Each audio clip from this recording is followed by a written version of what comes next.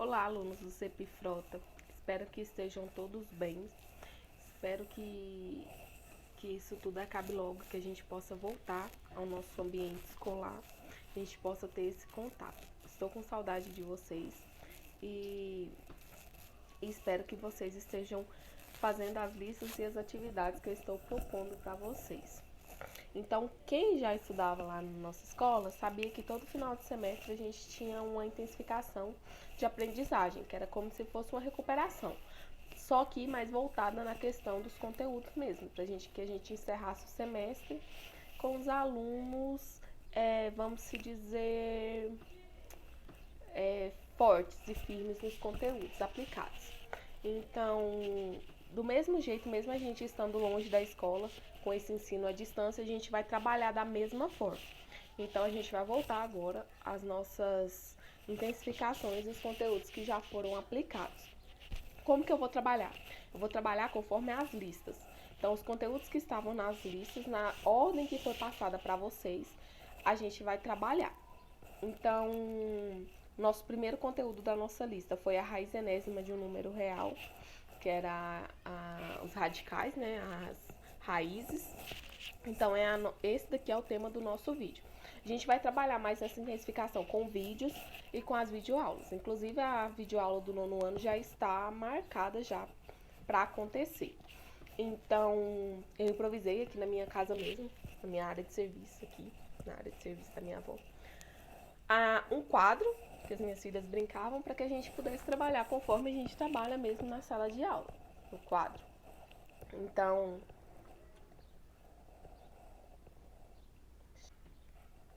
Então aqui tá o quadro. Então a gente vai voltar lá na base mesmo, no que a gente aprendeu, né? O radical, uma raiz, ela é formada o quê? Ela é formada por um radical, que é essa simbologia, contém um número dentro, que é chamado de radicando, e o númerozinho que vai aqui em cima do radical é chamado de índice, que é a raiz, ela é o inverso da potência. Por exemplo, a raiz quadrada de 16 aqui, que é o 2, a raiz quadrada de 16. Como a gente faz para encontrar ela? A gente vai pensar na potência, a gente vai pensar em um número que é elevado a 2 vai ser igual a 16. Por isso que a minha raiz ela é o inverso da minha potência, porque é através dela que a gente utiliza para encontrar o resultado. Por exemplo, 4 elevado a 2 é igual a 16. Então, significa o quê? Que a raiz quadrada de 16 é igual a 4. Por quê? Porque 4 elevado a 2 é igual a 16. Então, esses daqui são os itens que formam a minha raiz e aqui é a forma de resolver. A gente viu lá na escola também 7 propriedades. A gente não viu tudo de uma vez assim. Não sei se vocês estão lembrados. Mas a gente viu cada propriedade dessa daqui. A primeira propriedade, ela fala o seguinte: toda vez que eu tenho um radical e dentro desse radical eu tenho uma potência e essa potência, o expoente dela é igual ao meu índice, significa o quê? Que o resultado dela é sempre o radicando. Então, a minha raiz cúbica de 2 elevado a 3 é igual a 2. Por quê? Aqui, o meu índice com o meu expoente vai simplificar. E quando ele simplificar, a resposta que vai ficar é o radicando, que é o númerozinho 2 que está aqui dentro aqui. Então, essa foi a primeira propriedade. A segunda propriedade, ela me diz o seguinte: quando tem alguma possibilidade de multiplicar ou dividir o meu índice e o meu expoente para que eles fiquem iguais e eu consiga aplicar a primeira propriedade para resolver, eu posso fazer, mas eu só posso trabalhar aqui com a multiplicação ou com a divisão. Por exemplo, qual que é o que eu tenho em comum entre o 2 e o 5? Eu sei que se eu pegar o 2, multiplicar por 5 e pegar o 5 e multiplicar por 2, eu vou ficar o quê? Eu vou ficar com a raiz com o índice 10 e uma potência com o expoente 10. E aí eu vou poder aplicar a minha primeira propriedade, que é o quê? Quando o índice e o expoente for igual, a resposta é o próprio radicando. Então, essa é a minha segunda propriedade. Professora, posso fazer a mesma coisa com a divisão? Sim. Se eu tiver um número que divide em comum o meu índice e o meu expoente, eu posso dividir e trabalhar dessa forma, igualando os dois, e o resultado vai ser o próprio radicando. A terceira propriedade. Quando eu tenho uma multiplicação dentro do radical, significa que cada termo desse daqui também está dentro do radical. Por exemplo, raiz de 4 vezes 9 é o mesmo que a raiz quadrada de 4 vezes a raiz quadrada de 9. Nesse caso aqui eu tenho solução. Raiz quadrada de 4 é 2. A raiz quadrada de 9, 3.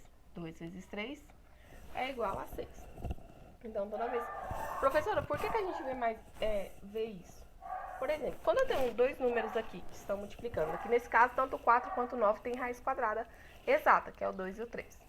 Quando eu não tenho, eu posso tirar para mim poder resolver. Por exemplo, eu tenho só um termo aqui que tem uma resposta exata. Então, eu posso dividir eles e resolver normalmente. A quarta propriedade, ela me diz a mesma coisa que a terceira, só que agora com a divisão. Toda vez que eu tenho uma divisão dentro do radical, significa que cada termo dessa divisão também está no radical. Então, como que ficaria? Raiz quadrada de 4 sobre 9. Ficaria a raiz quadrada de 4 sobre a raiz quadrada de 9. Quando eu usaria? Eu usaria essa propriedade aqui quando somente um dos meus termos que tivesse a raiz exata. Aqui nesse caso as duas têm raiz quadrada de 4, 2, raiz quadrada de 9, 3. Então as duas têm resultado, então eu vou resolver. Então a terceira e a quarta é quando você tem somente um dos termos que tem a minha raiz exata. Aí eu posso desmembrar e resolver. Quinta e última propriedade, que a gente tinha visto em sala de aula. Raiz quadrada e a raiz cúbica de 2. Uma raiz dentro da outra. Nessa quinta propriedade, eu vou conservar o meu radical, conservar o radicando, que aqui é 2, e vou multiplicar os meus índices para transformar ela em 1. 2 vezes 3, 6. Então, ficaria a raiz sexta de 2. Então, as 5 propriedades que a gente tinha visto em sala de aula que estava presente na primeira lista. Outro que a gente tinha visto em sala de aula também era resolver o meu radical através da fatoração, para a gente poder aplicar uma das propriedades nela para resolver. Então, como que a gente viu? A primeira coisa que a gente fazia, deixa eu apagar aqui rapidinho, era pegar o meu radicando e retirar o MMC, o mínimo múltiplo comum, para mim poder reescrever o meu radical e ver em qual propriedade que eu poderia aplicar. Então, a primeira coisa aqui, exemplo, a raiz quadrada de 48. O que eu faria? Eu ia retirar o mínimo múltiplo comum do 48 para ver como que eu poderia reescrever o meu radical. Por exemplo, 48, o mínimo aqui é 2. 48 dividido por 2 dá 24. 24 novamente por 2, 24 por 2 dá 12.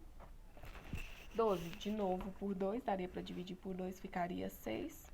6 também divide para 2, ficaria 3. 3 é um número primo, então é só ele mesmo. Então, ficaria 1. Como que eu vou reescrever? Eu vou reescrever de modo que ela se encaixe nessa primeira propriedade aqui. É quando o meu índice e o meu expoente, ele simplifica um com o outro e eu posso retirar o radicando para fora. Então, eu vou reagrupá-los aqui de 2 em 2, os que são semelhantes. Então, como ficaria?